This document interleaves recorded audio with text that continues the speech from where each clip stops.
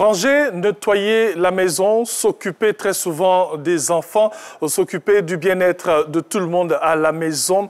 Nous allons évoquer aujourd'hui, vous l'aurez compris, le personnel de maison. Nous sommes mardi et vous savez, chaque mardi, c'est le droit de la famille dans cette émission. Que dit la loi sur le personnel de maison? Que dit la loi sur la protection du personnel de maison? Et oui, c'est de ça dont il s'agira aujourd'hui dans cette émission. Si vous faites un peu attention, le 1er mai, c'est pas loin. Voilà, et nous commençons déjà à parler de ces sujets très intéressants qui concernent bien sûr le travail, car ce travail sera célébré dans quelques jours seulement. Bonjour et bienvenue, vous êtes dans Matin Bonheur. Aujourd'hui, ce sera une émission où nous allons évoquer ce sujet très intéressant. Nous allons parler d'actualité aussi avec l'intégrale de la revue, car nous sommes mardi. Deux grands points à vous proposer dans cette grande matinale sur, bien sûr, la chaîne qui rassemble tous. Voilà, la matinale qui ouvre les portes de la Côte d'Ivoire. Matin Bonheur vous accueille. Merci déjà à tous ceux qui nous suivent sur les réseaux sociaux. Vous êtes nombreux à être en notre compagnie chaque matin. Hein. Vous ne dormez pas beaucoup comme nous. Hein. Merci pour l'effort que vous faites. Allez, on va donc démarrer. On aura la revue, l'intégrale de la revue avec Renaud. Et aujourd'hui, le docteur Amidou Touré qui est avec nous. Bonjour très cher. Comment ça va? Super. Bienvenue à la maison. Oui. Docteur Amidou Touré. Oui. Bonjour. Analyse du discours médiatique. Voilà. Même si souvent il parle de politique. Enseignant aussi. Enseignant. Oui. Ah oui, enseignant. À l'université Félix Houphouët-Boigny. Ou bien dans d'autres universités aussi? Non, l'université Félix Houphouët-Boigny, au département des sciences de l'information et de la communication. Voilà. Et puis même si c'était le cas, on ne va pas venir d'ici que ce patron le regarde. Non, mais, non, je veux dire, l'université publique, hein, pas privée, hein, pas de gombo. Hein. Sandrine Adon, elle va venir. Elle va venir. Il sait qu'il n'a pas intérêt à faire les gombos. Installez-vous donc. Voilà, installez-vous donc ici à la maison. Oh là là, ça fait plaisir de retrouver les patrons. Hein, vous êtes nos patrons. Nous sommes dans la semaine où on va célébrer la fête du travail et on va célébrer aussi nos patrons. Hein. C'est grâce à eux que nous sommes là tous les matins. Allez, on vous retrouve. Nous, on aura l'intégrale de la revue aujourd'hui. Oui, bien évidemment. Bonjour à tous les téléspectateurs déjà. Ouais. Et puis aujourd'hui, pour l'intégrale de la revue de presse, on va traiter 4 sujets. Okay. Voilà, le week-end dernier, on a tous assisté en Mondovision aux funérailles du pape François. Donc on va en parler aujourd'hui, on va revenir sur l'événement et puis on va parler de la rencontre qu'il y a eu entre le gouvernement et les enseignants grévistes, hein, l'intersyndicale formation, parce que récemment il y a eu des ponctions sur les salaires de certains enseignants, donc il a fallu renouer le dialogue pour pouvoir lever toutes les équivoques qu'il y avait pu avoir. Et puis on va parler également, hier je l'avais évoqué pendant la revue de presse, de l'inauguration du CHR de Boaké. Oui. Et de la nouvelle mairie, bon, le nouvel hôtel de ville de Boaké. Voilà, donc voilà les sujets qu'on va aborder. Et ça sera en compagnie, bien évidemment, de Dr Touré Amidou. Bien sûr. On a grand plaisir à retrouver. Oui, on retrouve beaucoup de plaisir. Alors, on va décortiquer tous ces sujets. Hein. On commence à Abidjan, on va à Boaké. Hein. Ensuite, on revient à Abidjan. Bon, on passe par Rome aussi. On passe à Rome. Okay. Et oui, Renaud l'a si bien dit aussi dans la revue, on va parler de l'inauguration de l'hôtel de ville du CHR de Boaké. Profite un peu dire félicitations à monsieur le maire de la ville de Boaké. Il y avait du monde fou. Oh là là, franchement, en tout cas, c'était la fête. Félicitations, félicitations. Et merci à tous ceux qui nous suivent depuis Boaké. On fait un petit coucou à nos collègues hein, de RTI Boaké. Oui. Sandrine Adon, oui. On va parler des nounous. Oui. On va parler des servantes. Exactement. Les gardiens aussi. Les gardiens. Ceux qui tondent les herbes et tout ça. En tout cas, le personnel de maison. Le personnel de maison. Moi, je préfère cette expression. Voilà, parce qu'il y a un mot que je n'aime pas, la bonne. Pas du tout. Ah, ça me fatigue. C'est dévalorisant. Très, voilà, ah oui, c'est dévalorisant. Pas très réduisant. Et oui, puis, oui. Voilà. Oui. C'est un travail comme tout autre. Oui. Donc, il faut pouvoir le personnel de maison. La bonne a tout fait. Là, la bonne a tout fait. C'est un peu plus grave. Ah, ouais. Ah, ça c'est grave. Bonne à tout faire, je trouve que c'est péjoratif. Oui. Donc, parlons du personnel de maison. Le personnel de maison. Alors, chers téléspectateurs, chez vous à la maison, on ne dit plus la servante, la fille-là. Non, la fille de maison. Non, l'employé, le personnel de maison. Ce sont des employés comme tout autre. Qu'ils soient gardiens, qu'elle soit celle qui fait la cuisine, qui s'occupe des enfants, la nounou, comme on dit. Le ménage. Le ménage, surtout ça. On lave le salon, la douche et tout. C'est le personnel de maison. Voilà. Le personnel de maison a des droits et elle va Bien sûr, bien sûr. Ah, j'ai dit...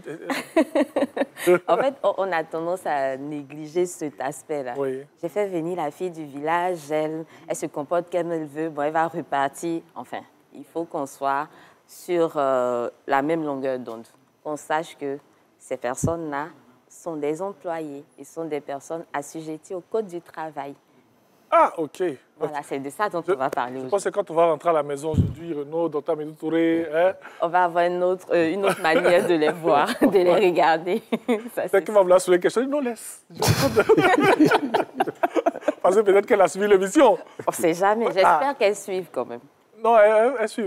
Mais de plus en plus, elle se professionnalise. Hein. Mais c'est bien. Et C'est tout à fait elles normal. deviennent très, très exigeantes. Oui, bon, Comme quoi, la formation, c'est partout. Mais hier comme si je savais que on allait parler de ça aujourd'hui, j'étais en train de scroller sur Facebook et puis je suis tombé sur la page d'une structure qui fait du placement de personnel de maison. Et sur la page, il y a une fille qui a mis sa photo, qui dit qu'elle cherche du boulot, et elle a mis ses conditions. Ah, OK. Elle a mis 10 conditions pour l'embaucher. Et parmi ces conditions-là, elle disait, bon, si je grille la loco, je mange aussi. Ah non, ouais. Parce qu'il n'est pas question que l'odeur de la loco Ah, il est là quand même. pratique. Et puis après, on va me dire, c'est pour papy tout, et puis mamie, donc je ne peux pas manger. peut-être qu'elle a raison. Il y a des maisons où voilà, on n'a pas le Elle a temps de dit, toucher ce qu'on prépare. Justement, et puis bon, voilà. je trouve Il y a des que gens quand qui même, les c'est un règlent peu quand même. fort, quoi. Peut-être que c'est poussé à un certain niveau. Mais je dis, si tu fais le couple, les Non, enfants... mais c'est- là, encore, je n'ai pas fini. Elle dit, si elle fait le foutou, il ne faut pas qu'après on lui dise c'est pour tonton seulement. Et moi Ah, aussi. Parce que Ah ouais, elle ne peut pas piler pendant combien de temps, et puis après, elle ne va même pas pouvoir goûter aussi. Au moins, les règles sont claires. Dès Bon, le départ, la personne bon. qui veut l'embaucher. En tout cas, elle dit que l'embauche. ça fait partie de ces conditions. OK. Si elle doit s'asseoir à la table du patron Bon, elle de n'a la pas maison. demandé Ah ça. non, Je ne suis pas sûre que c'est ça ce qu'elle Ah, mais... Non, il n'y avait pas ça manges son là-dedans. foutou? Elle a parlé de foutou à loco, elle a parlé aussi du goûter. Elle ne peut pas Elle sortir aussi, sous la pluie, aller payer le goûter des enfants, et puis quand elle arrive, elle est assise, elle les regarde. C'est vrai que le personnel de maison a des droits, Ouais. mais a des devoirs. Mais bien sûr, Oui. le droit corollaire, obligation, donc devoir. Donc quand on s'attend à donner quelque chose, il faut s'attendre à recevoir. Oui. Donc c'est vice-versa. Si on veut que nos droits soient respectés, il faut qu'on soit enclin à respecter nos obligations. Donc il faut qu'elle sache aussi qu'on ne peut pas courir à tout bout de champ parler à Pakini. Ça aussi, et ne pas vouloir revenir. Si on veut un traitement légal, il faut que nos obligations légales, on puisse les respecter. Bien sûr. On parlera de tout avec le personnel de maison, même de celle qui nous abandonne pendant la fête de Pâques et qui revient... Presque pas. Presque pas. Voilà. que prévoit la loi. Que prévoit la loi? Bon, on va en parler tout à l'heure. Bon, il n'y a pas Pâques dedans. Allez, à tout de suite pour, bien sûr, l'intégrale de la revue avec Renaud et le docteur Midou Touré. Et ensuite, Sandrine Adon qui va nous proposer le droit de la famille aujourd'hui. On fait un petit coucou à Maman Afou, à la direction commerciale marketing de la RTI, qui adore cette rubrique et surtout qui aime bien Sandrine Adon quand elle décortique. Elle a des fans, hein, Sandrine Adon, hein, c'est terrible. Allez, à tout de suite. Se fera donc aujourd'hui avec les enfants de l'EPV Arc de Triomphe. Installez-vous confortablement parce que c'est l'heure de votre émission préférée sur RTI 1. Oui, ton jaillet, tu veux chanter, t'éclater. C'est tout. Tu dis quoi? Tiens. Dans les gars, t'es pas boulingue, tiens. Yo la famille, ici le Pikachu, le Moine, le Pacha Founia, le Froumanguette et le Lion de la Lumière. Je vous donne rendez-vous sur RTI 1 ce mercredi à 15h05 avec...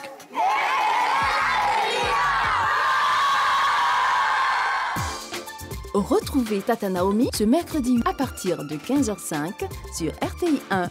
Awane, c'est chic avec Tata Naomi. Bonjour Paris, 5e édition. Oh, Eddie, affaire d'humour là. Vous les Camerounais et puis les Congolais là, vous me faites rire, hein? C'est-à-dire vous avez cherché jusqu'à... C'est à nous les Ivoiriens que vous voulez lancer des défi. Donc quand on vous demande là, c'est trop mincheux quoi. Allez, si on vous demande c'est mincheux, ok, il n'y a pas de problème. Rendez-vous le 3 mai au Casino de Paris. C'est un terrain neutre. Vous n'allez pas croire. On ne pleure pas après, hein? On ne pleure pas, hein? Parce que chez nous en Côte d'Ivoire, il y a un adage qui dit, tu deviens un obstacle, on t'allume. Vous croyez que c'est un jeu? Attendez seulement, vous allez voir. Bonjour Paris, 5e édition. Ce samedi 3 mai, au Casino de Paris à 19 h. Passe 35 €, 50 €, 70 €. Point de vente, le Casino de Paris. Bonjour, un concept RTI.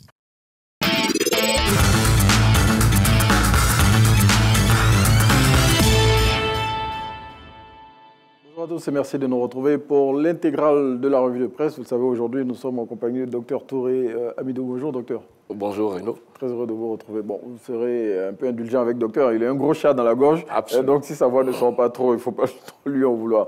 Allez, docteur, on commence avec vous aujourd'hui avec la ministre Maria Tokone qui a rencontré les acteurs de l'éducation nationale. Il s'agit de l'intersyndicale qui avait, on se le rappelle, initié un mouvement de grève au début du mois d'avril. Et les discussions ont repris.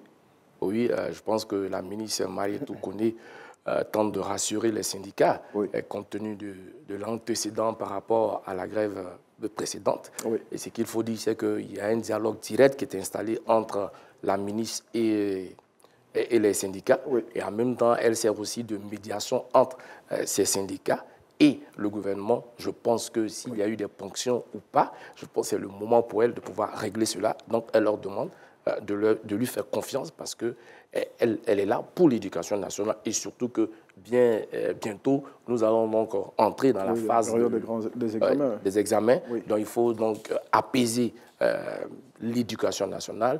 Il faut qu'on rentre dans cette phase d'examen dans la sérénité et donc il faut aplanir toutes les difficultés aujourd'hui qui peuvent un temps soit peu enrayer ou gripper la machine. La machine, justement, vous avez parlé d'apaiser parce que récemment, il y a des enseignants qui, quand ils sont allés prendre leur solde, ont constaté que des ponctions avaient été faites sur leur salaire et bon, ça avait créé encore un autre mouvement qui est en train de se mettre en place et la ministre Maria Tokone vient, mais franchement, pour taire tout cela. Oui, je pense qu'elle a compris et que le moment était arrivé quand même d'accélérer le processus de médiation entre le gouvernement et surtout les syndicats. C'est ce qu'elle avait déjà mis en route. Hein. Oui, elle avait déjà mis en route. Voilà. Donc, ils ont repris. Donc, aujourd'hui, ce dialogue direct devient donc un élément, un moteur, un outil pour pouvoir vraiment apaiser et concilier les positions pour que nous assistons à une fin d'année apaisée pour des élections, j'allais dire...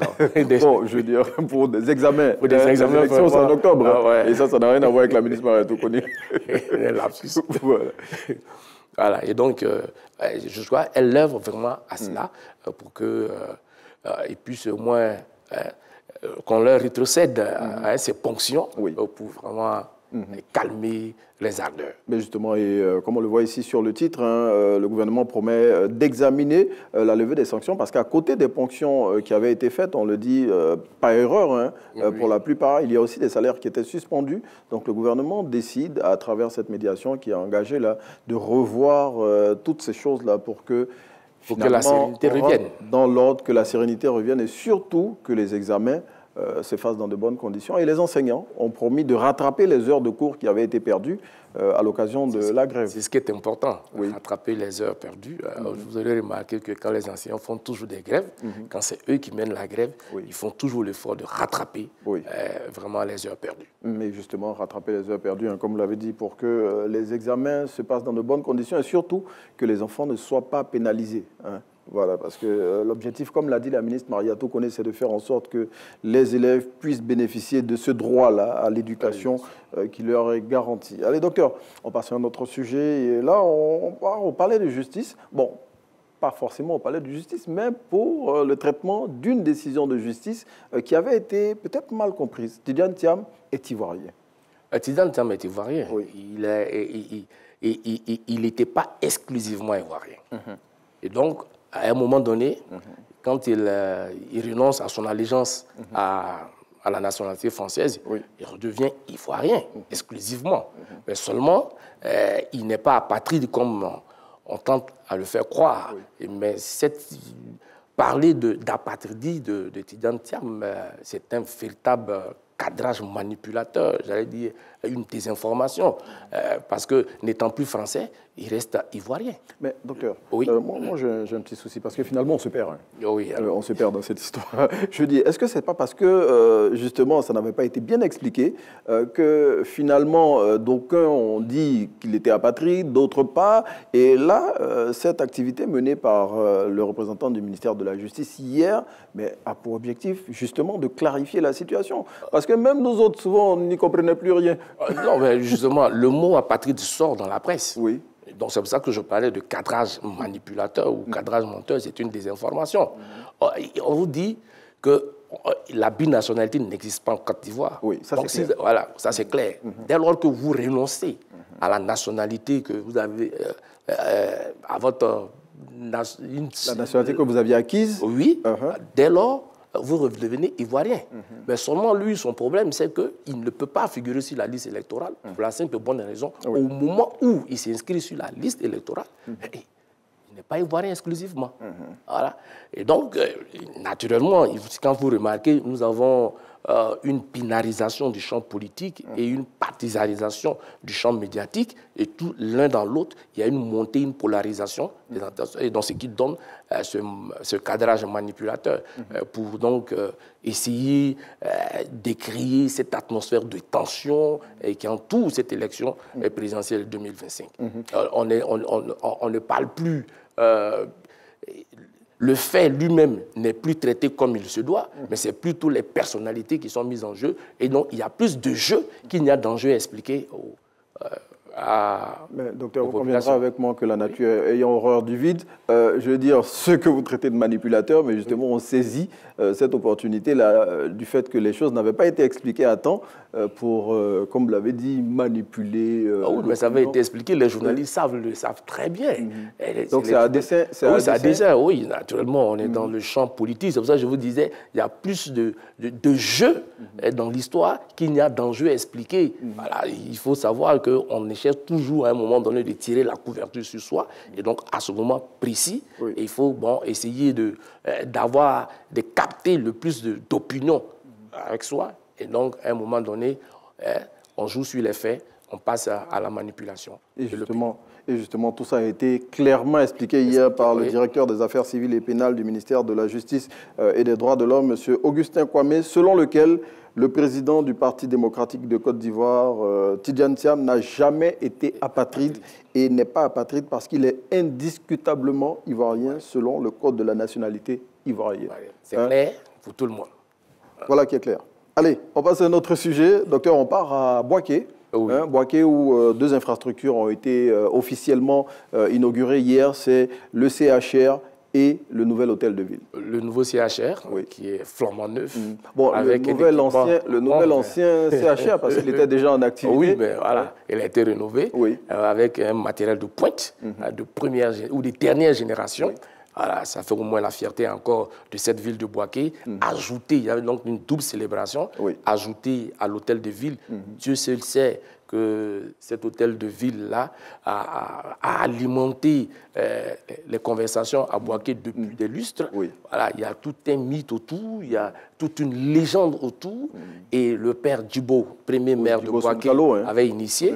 Il y a 6 ans, le fils a repris. Et enfin, aujourd'hui, le ministre Amadou Koné, avec son leadership dans la région, est arrivé à bout. Et ça fait une autre fierté. Ça donne...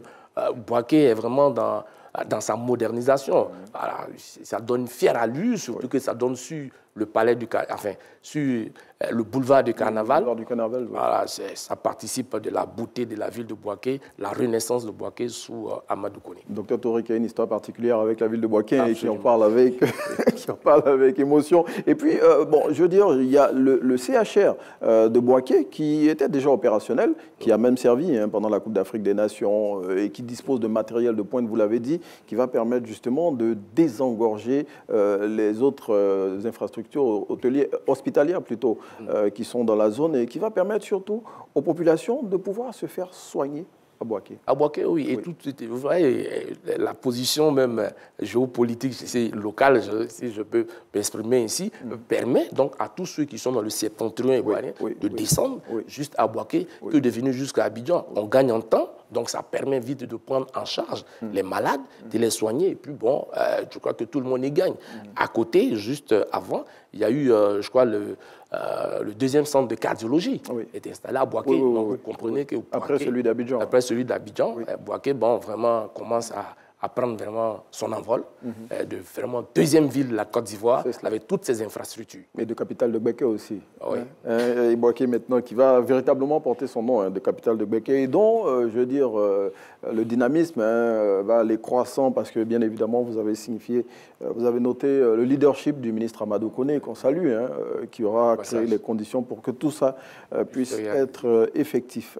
Allez, coucou aux populations de Boaké, et surtout bravo encore pour ces deux infrastructures. Docteur, on va chuter pour ce numéro de l'intégrale de la revue de presse à Rome, où, on le sait tous, ce week-end a été marqué par les funérailles du pape François, qui a été justement porté, pas en terre, puisqu'il a été inhumé dans la cathédrale Sainte-Marie-Majeure, la basilique Sainte-Marie-Majeure, mais c'était devant près de 400 000 personnes qui ont assisté à ces funérailles-là. Ça veut dire que c'était là une portée symbolique. Vous voyez, 50 chefs d'État, 130 pays représentés, une foule immense, et tout ça fait partie de la sacralité du pape. Et puis vous voyez l'hommage rendu par Giovanni Battista, le cardinal, c'est montrer que c'était un personnage engagé, et donc tout ce qu'il a fait et porte vraiment l'héritage même social chrétien moderne, ce qu'il laisse à l'Église. Parce qu'il était proche des réfugiés, des pauvres, etc. Une forme de simplicité totale. Un seul mot sur le cercueil, Francesco, François. Il a vécu dans la sobriété et également, c'est ce que nous avons remarqué, si vous voyez, il y avait un rituel, le parcours, basilique Saint-Pierre, basilique Chapelle Sistine, tout ça, ouais, la sacralité de l'endroit. Vraiment, ce pape a vraiment rassemblé beaucoup d'hommes et il y avait en même temps une diplomatie géopolitique présente avec tout ce qu'on a vu. Oui, les présidents américains, français, ukrainiens, en tout cas de nombreux chefs d'État qui ont effectué le déplacement. Oui, ce qu'on a pu aussi remarquer, c'est une forme de périphérie. J'allais dire que l'Afrique est restée à la périphérie. Il y a des chefs d'État africains quand même. Seulement que chez nous, ici, on a été représenté quand même. La Côte d'Ivoire a été représentée par une délégation conduite par le haut représentant du chef de l'État, M.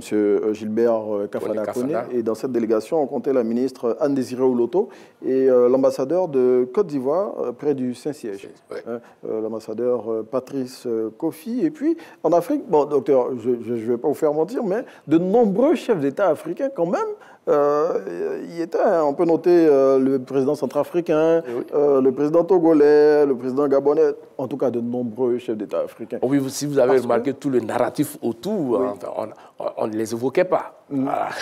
On était un peu à la périphérie, on n'était pas dans le centre de l'action, alors que nous étions présents. Oui, nous étions présents et je veux dire, le pape, il était présent aussi pour tout le monde. Il faut noter qu'en Afrique, la religion catholique gagne encore de plus en plus de terrain. Et je dis, cette cérémonie, elle a concerné plus d'1 milliard de personnes, parce que les chrétiens catholiques, ils sont près d'1,4 milliard c'est toute la symbolique c'est toute la symbolique du personnage même du pape. Oui. Voilà, le pape a toujours été proche des pauvres, des réfugiés. On se rappelle que le pape, ce qui le caractérisait, c'était ce baiser qu'il donnait aux pieds des uns et des autres. Donc c'est un pape qui a marqué tout le monde. Si vous avez remarqué également, même les confessions, l'islam, etc., tout le monde était présent. C'est un pape qui a fédéré autour de lui. C'est pour ça que je disais qu'il laisse un héritage moderne, social, chrétien, moderne vraiment à l'Église catholique. Et comme on le sait tous, après le décès d'un pape, il y a la suite, la suite qui est la désignation du nouveau pape et je veux dire le conclave qui va avoir lieu d'ici quelques semaines. C'est annoncé normalement pour le mois de juin pour la désignation du nouveau pape. Et ce sont 135 cardinaux électeurs âgés de moins de 80 ans qui vont faire cela. Même là encore aussi, il y a une élection. Il y a une élection, il y a une limite d'âge. Bon, docteur Touré qui est en train de faire le parallèle avec l'élection en Côte d'Ivoire. Non, là, restons à Rome. Ah oui, nous sommes à Rome. 135 cardinaux électeurs. C'est les conditions d'éligibilité.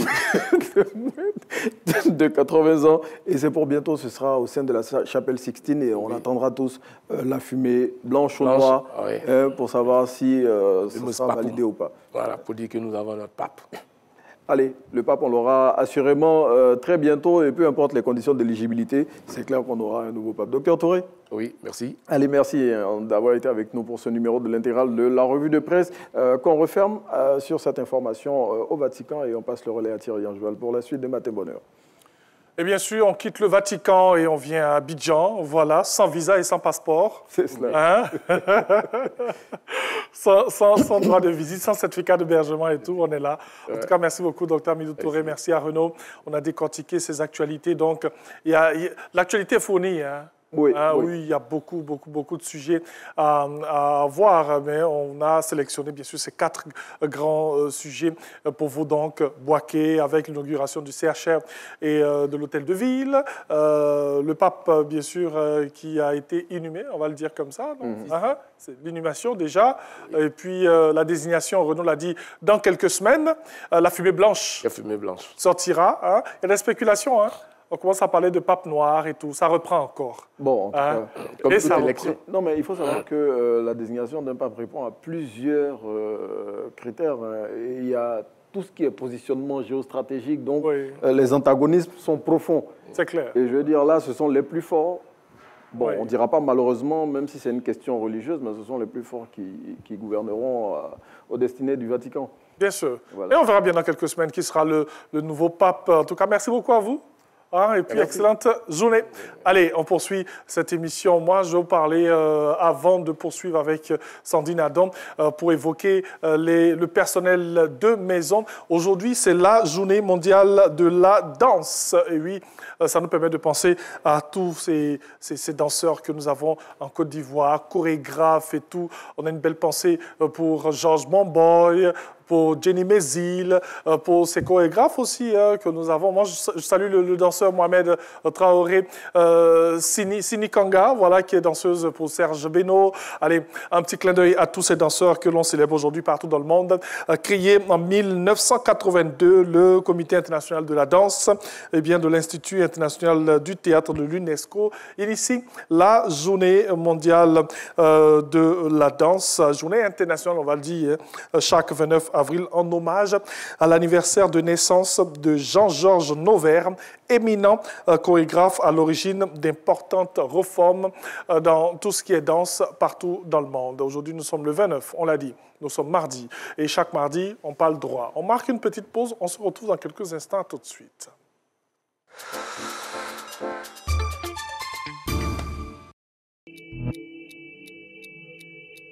Le ministère des Transports rappelle qu'en application de l'arrêté numéro 0087/MT/CAB du 30 décembre 2019, les véhicules poids lourds de plus de 10 tonnes sont interdits de circuler sur les voies publiques de 6h à 9h et de 17h à 21h dans les agglomérations d'Abidjan et de Yamoussoukro.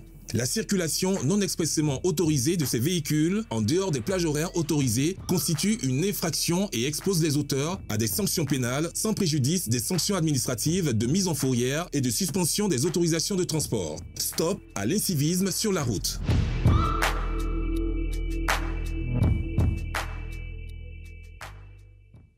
Bonjour Paris, 5e édition. Bonjour Paris, le rendez-vous de la diaspora. Bonjour Paris. Placé sous le haut patronage du Premier ministre, ministre des Sports et du Cadre de Vie, Robert Begré-Mombé, et sous le parrainage de la présidente du Sénat, Madame Kandia Camara, la RTI et Towin Communication vous présentent Bonjour Paris, 5e édition, ce samedi 3 mai au Casino de Paris à 19h. Passe 35 €, 50 €, 70 €. Point de vente, le site du Casino de Paris. Infoline. Partenaire. Animation, Mariam Koulibaly. Bonjour Paris, 5e édition. Pour une Côte d'Ivoire solidaire. Bonjour, un concept RTI. Bonjour Paris, 5e édition.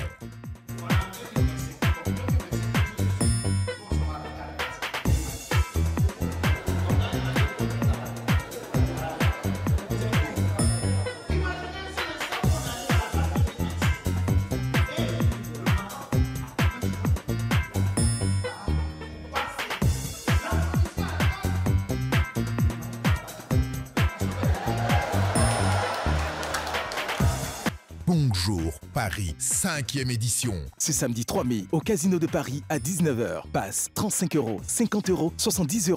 Point de vente, le Casino de Paris. Bonjour, un concept RTI.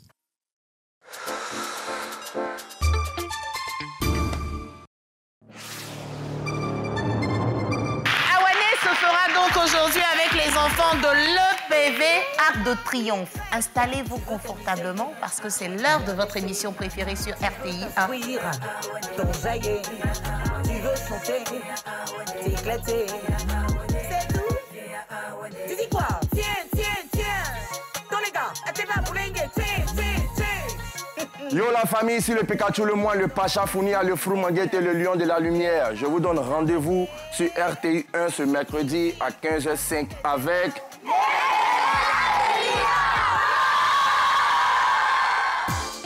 Retrouvez Tata Naomi ce mercredi à partir de 15h05 sur RTI 1. Awane, c'est chic, chic, chic avec Tata Naomi. Eh bien, on entend chez nous très souvent à la maison, dans plusieurs foyers, la bonne, la servante, le boy, la nounou, le gardien, le jardinier, enfin bref. Aujourd'hui, nous allons parler du personnel de maison. Droits et devoirs du personnel de maison. Quelles sont les mesures de protection pour le personnel de maison? Elle va nous dire tout ce qu'il faut savoir. C'est vrai que quelque part, elle va déconstruire certaines habitudes, mais c'est pour notre bien et pour le bien de tous ceux-là qui partagent notre quotidien. À tout de suite.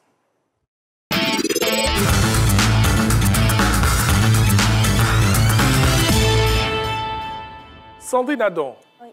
Rebonjour. Bonjour Thierry. On parle donc du personnel de maison aujourd'hui. Oui. Sandrine Adam est fâchée.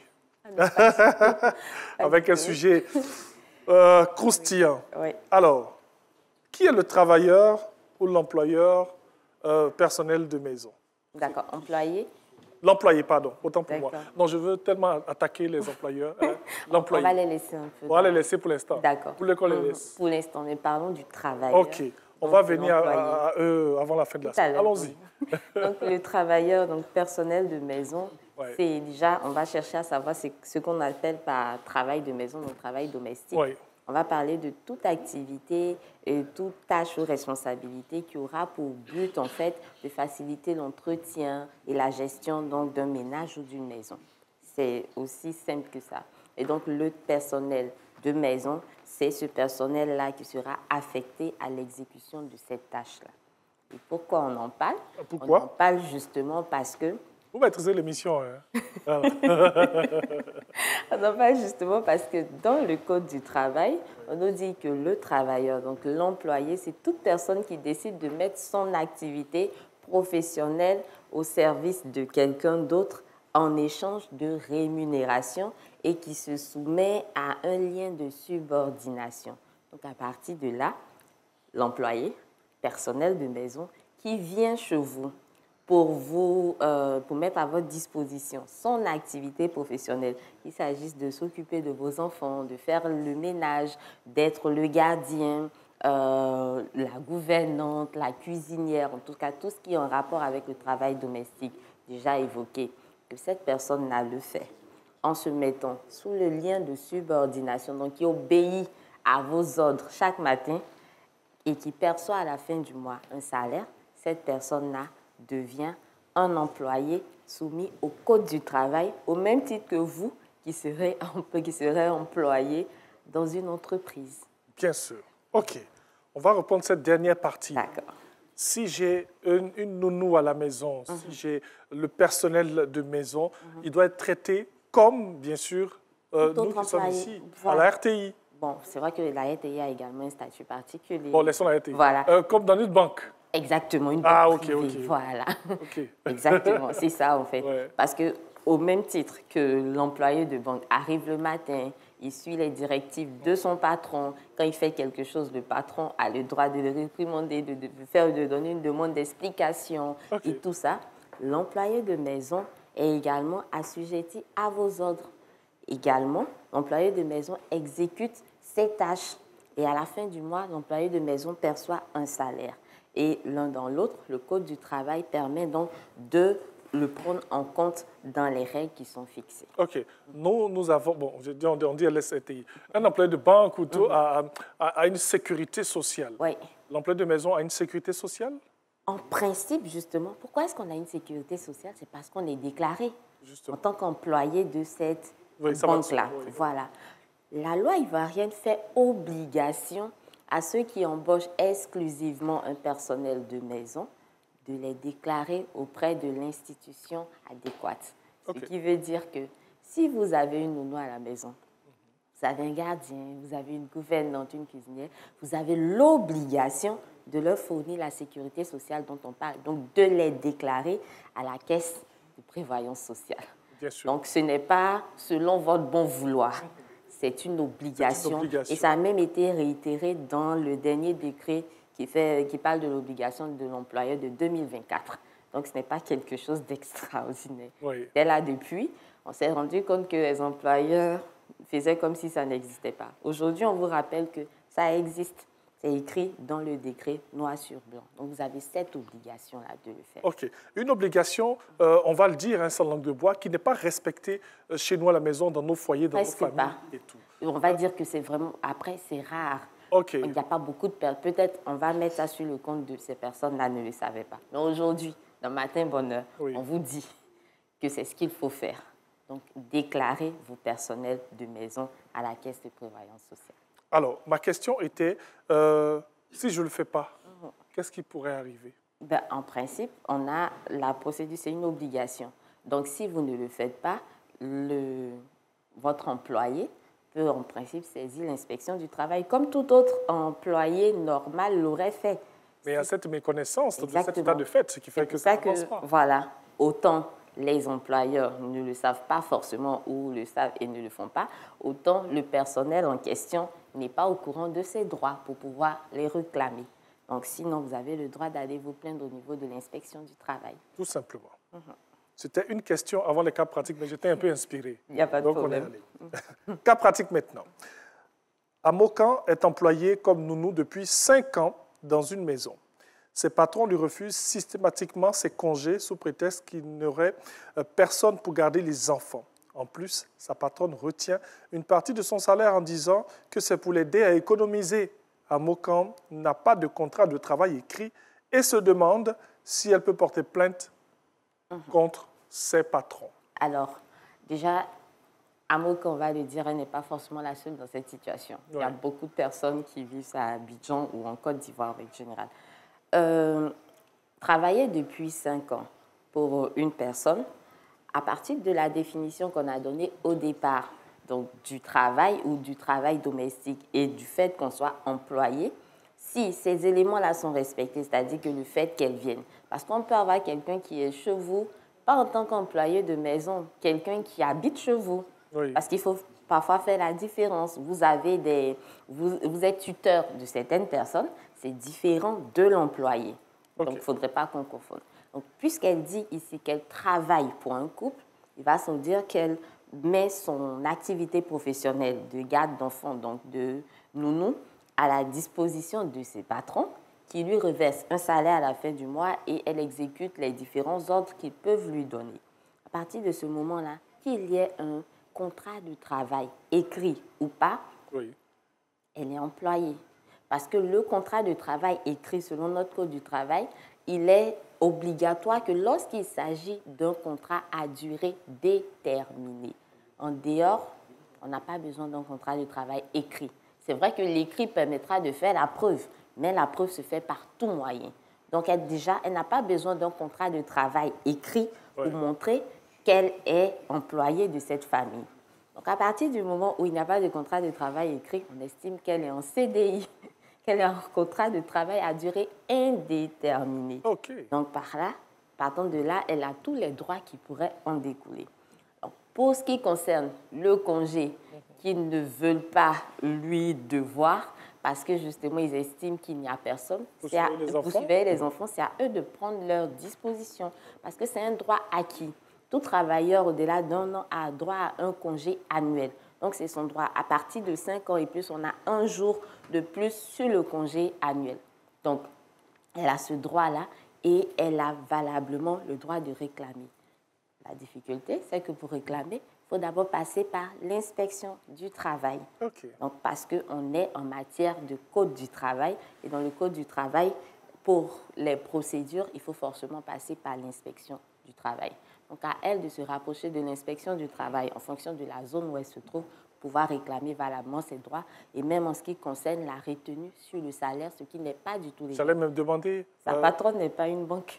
Si elle veut, elle peut valablement percevoir son salaire, et à elle maintenant d'ouvrir un compte épargne ou quelque chose comme ça pour pouvoir garder son argent, mais elle a l'obligation, donc l'employeur, de verser le salaire, parce que le salaire, c'est la contrepartie de son activité professionnelle qu'elle met au service de ses patrons.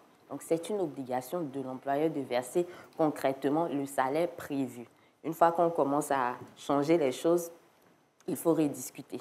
Soit changer la nature du contrat, rediscuter les termes, mais ce n'est pas un droit. Donc, mesdames, parce que les femmes sont... Si vous le faites, vous n'êtes pas en train de forcément faire du bien à cette dame-là. Sauf si elle décide de vous laisser garder son argent. Là, c'est tout autre chose. Vous lui avez donné son argent. Elle vous dit, tanti, garde. Là, c'est autre chose. Mais décider de votre propre chef de garder alors que c'est une personne majeure en face de vous, il faut revoir. Ouais.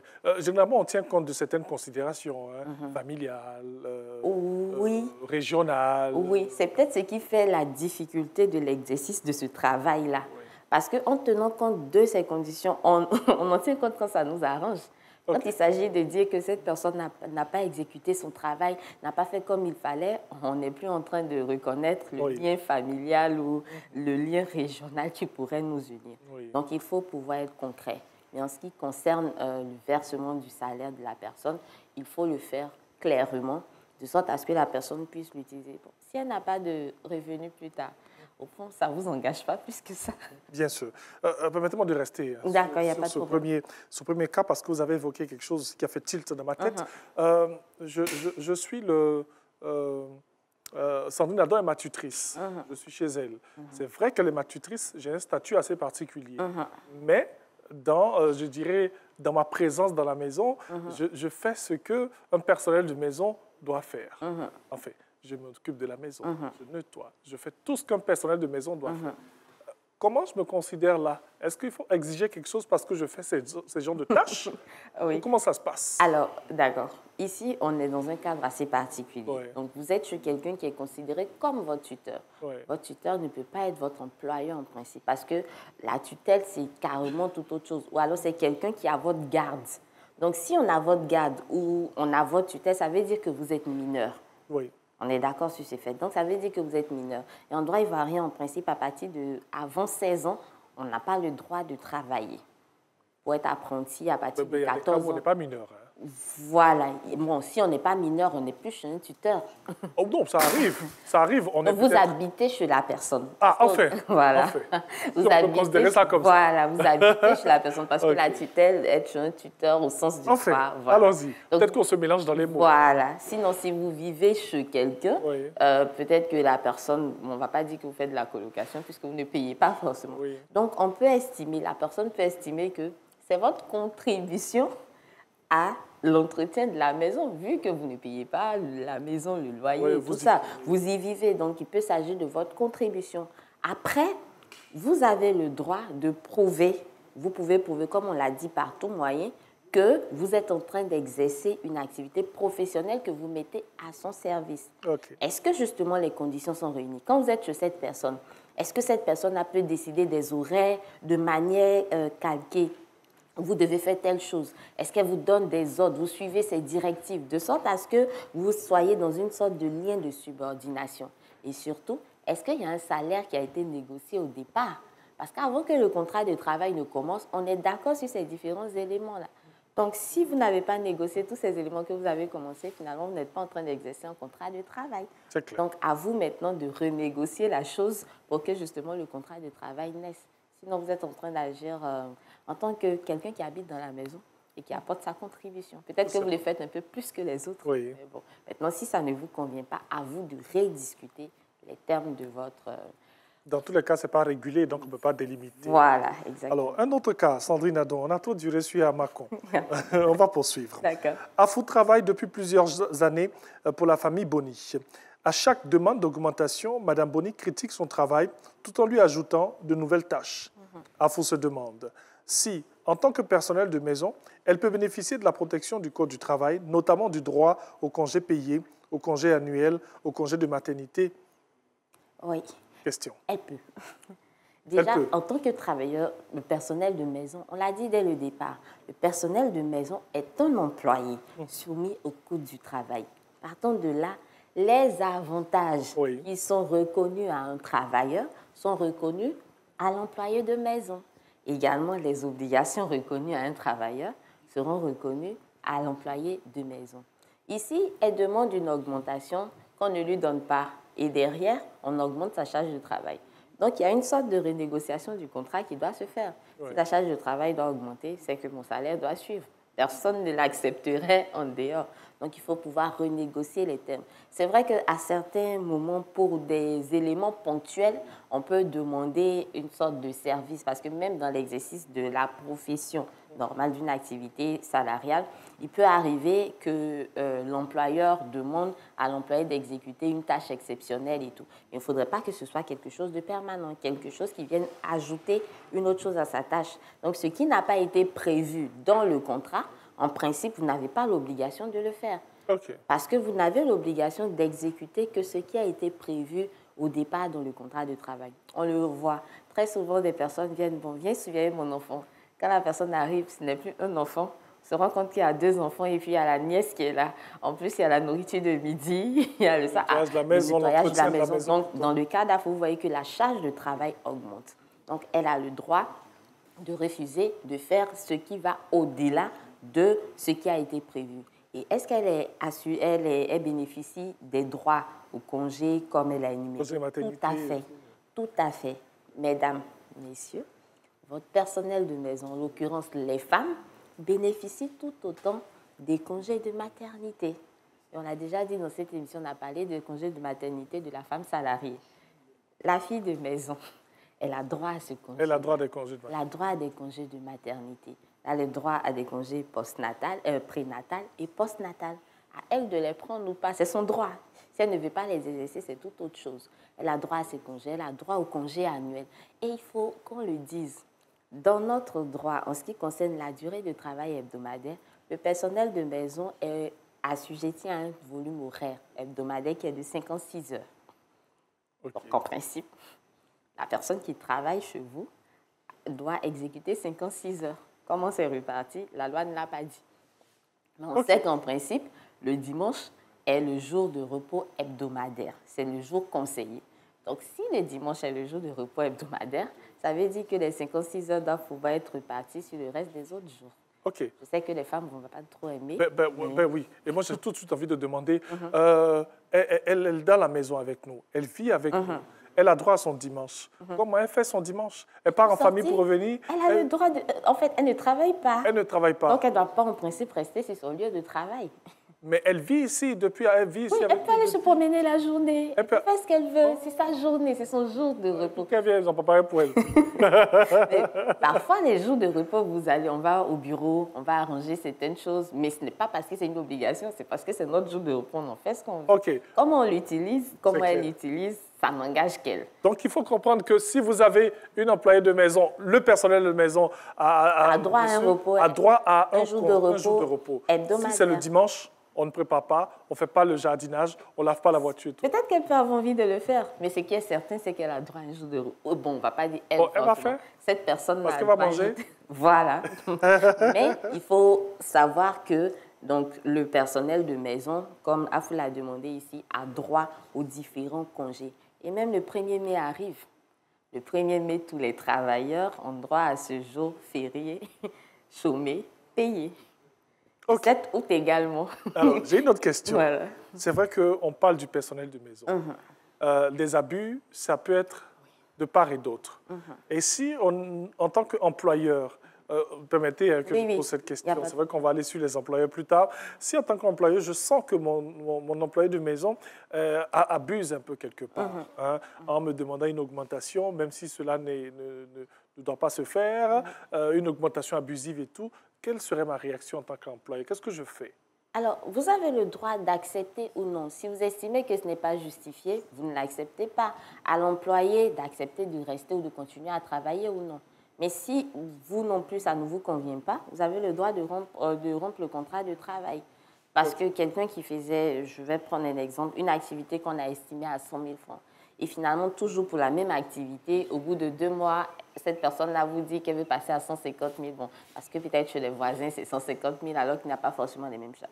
Donc, si ça ne vous convient pas de requalifier ou de rediscuter le contrat, vous avez le droit de rompre. Maintenant, comme vous avez parlé des comportements qui peuvent être abusifs, vous avez le droit de licencier l'employé si, bien sûr, l'employé commet une faute. Okay. Donc, la faute, on en parle très souvent. Mais les employés peuvent commettre une faute. Très souvent, on dit que c'est l'employé qui l'a licencié de manière abusive et tout ça. Oui, c'est vrai, c'est possible. Mais n'oublions pas que l'employé également, qui n'exécute pas bien sa prestation de travail, peut faire l'objet d'un licenciement aussi et qui n'est pas du tout abusif. C'est tout à fait logique parce que le rendement attendu, vous ne l'avez pas atteint. On vous dit que voilà, vous, dans votre charge de travail, vous devez préparer la nourriture du soir et, à midi et vous vous dites chaque soir que vous êtes fatigué. Bon, pourtant, il faut le prouver. Il faut le prouver. Ça peut être la parole contre la parole. Pas tout moyen. Bon, on constate dans la maison qu'il n'y a pas de nourriture le soir. Est-ce qu'on a besoin d'une autre sorte de preuve? Enfin. La preuve se fait par tout moyen, c'est ce qui est bien. OK. Vous avez tous les moyens nécessaires pour le prouver. Voilà. Merci beaucoup, Sandrine Ador. Allez, on poursuit.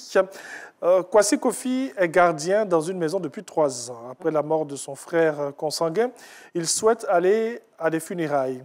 Ses patrons le menacent de licenciement, et s'il s'absente plus d'une journée. Kwasi a entendu parler du licenciement abusif et veut savoir ce que dit la loi dans son cas. D'accord. Alors, il faut savoir qu'au-delà de tous les congés qu'on a, il y a également des congés qui sont prévus par la loi. Oui. Et en ce qui concerne la loi, quand vous perdez un frère consanguin, c'est un frère avec qui vous partagez le même père. Donc, c'est votre frère. Et à partir de là, la loi vous permet d'avoir 2 jours de congé ouvrables. Donc, puisque, en tant que gardien, et s'il accomplit, comme on l'a dit, on va revenir dessus encore, il met son service ou bien son activité professionnelle au service d'un employeur qui lui reverse en retour un salaire, à partir de ce moment-là, il est considéré comme un employé soumis au Code du travail. Et donc, il a droit au congé, à ce congé, on va dire, exceptionnel-là. Donc, il a valablement le droit de le demander. S'il n'a pas pu l'obtenir avant, quand il vient, il fait la preuve. Donc, on ne peut pas le renvoyer parce qu'il a exécuté un droit ou bien il s'est servi d'un droit qui lui appartient. Donc, bien sûr, si on le renvoie parce que, justement, il a exécuté ou bien il a utilisé son droit, on sera en face d'un licenciement abusif. Et le licenciement abusif, il peut saisir l'inspection du travail qui va lui donner, payer des dommages intérêts, reverser des droits et tout ce qu'il faut. Donc, il a valablement ce droit. Merci beaucoup. Allez, on poursuit. Clémentine est femme de ménage. Elle est tombée et s'est blessée pendant son travail. Ses patrons lui demandent de se débrouiller seule pour ses soins médicaux. Elle veut savoir si ces soins doivent être pris en charge par l'employeur. Alors, c'est ce qu'on appelle l'accident de travail. Okay. Donc, un accident de travail, c'est un accident qui va intervenir au travail ou bien pendant que vous êtes en train d'aller au travail ou bien par des moyens du travail.